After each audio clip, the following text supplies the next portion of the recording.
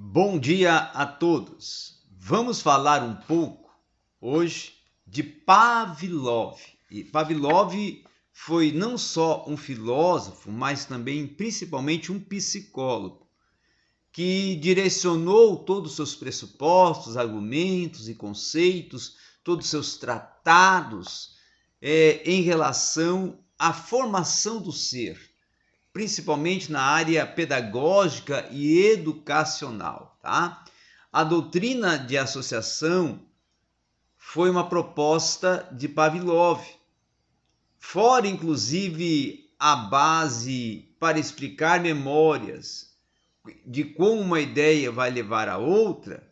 Aristóteles proporcionou, não é, a lei básica, no caso da associação por contiguidade, tá? Lembramos de alguma, até vamos dizer assim, coisa, porque no passado experimentamos essa alguma coisa junto com alguma outra. Vai defender, no caso, a proposta da doutrina de associação, tá? Defendida por Pavlov. E aí ele vai dizer e vai argumentar e vai estar tratando que se nós, por exemplo, vemos um objeto, ele pode nos levar a lembrar e abrir a mente para outros acontecimentos relacionados a esse objeto e objetos que podem surgir a partir do pensar um objeto definido e distinto. Então ele vai também propor que nesse aspecto surge o condicionamento clássico, que é uma expressão da doutrina da associação baseada na pesquisa de laboratório do Ivan Pavlov, tá? No aspecto também de que para Pavlov o processo de aprendizagem consistia na formação de uma associação entre um estímulo e uma resposta aprendida por contiguidade.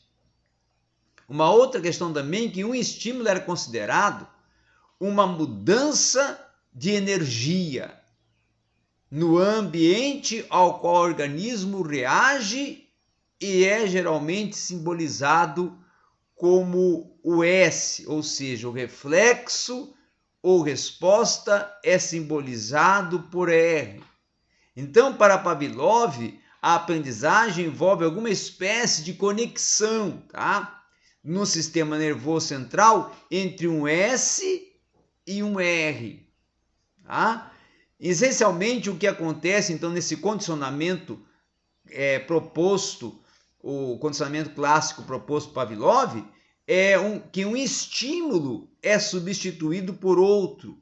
E isto é frequentemente mencionado como processo de substituição de estímulo, e podemos ver que é essa a mola, o elemento, a proposta central que vai ampliando os meandros do desenvolvimento do condicionamento clássico. Então, todos nós sabemos que certos estímulos automaticamente eles vão produzir e vão extrair respostas bastante específicas, a qual são chamadas de reflexos. E parece, inclusive, não ser necessária essa aprendizagem prévia, tá? Mas para comportamentos como o caso de um espirro, uma tosse, uma dilatação, uma contração da pupila do olho, uma transpiração, mas numerosos reflexos, eles foram identificados como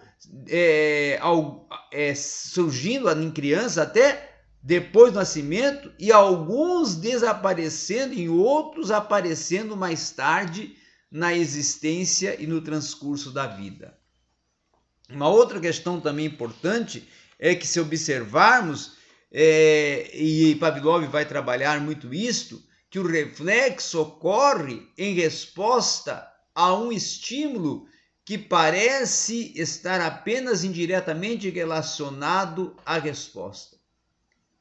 tá? E aí ele vai dizer que talvez o mais comum seja a salivação ao cheiro de comida, como, por exemplo, uma carne que está sendo assada. Então, Pavlov fez um extenso uso do reflexo salivar em seus estudos pioneiros como sendo um fenômeno, tá?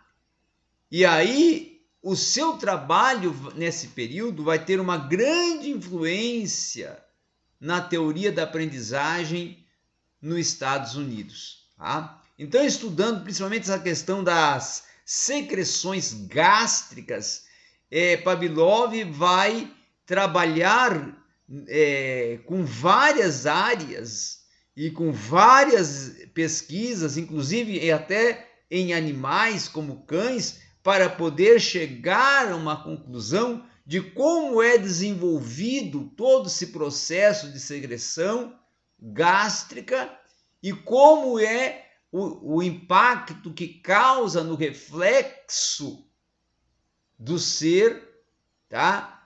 Para poder ele ampliar e fomentar ainda mais a sua pesquisa, tá? Então, a fim até de estabelecer uma resposta condicionada de modo que seja avaliável no dia a dia, foi necessário dias de condicionamento, tá? Que Pavlov, com essas descobertas, vai trabalhar uma proposta de uma resposta condicionada e uma resposta condicionada estabelecida por ações de reflexão e ações que foram conduzidas através também da secreção e através da reflexão que essa secreção vai causar. Tá? Então, Pavlov vai descobrir também que depois de estabelecido um reflexo condicionado a determinado tom, uma resposta condicionada irá transferir a certa medida um tom de outra altura.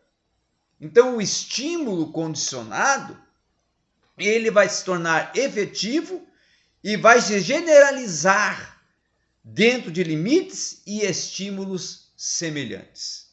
Então, é muito importante nós vermos essa contribuição do condicionamento clássico e da associação, tá?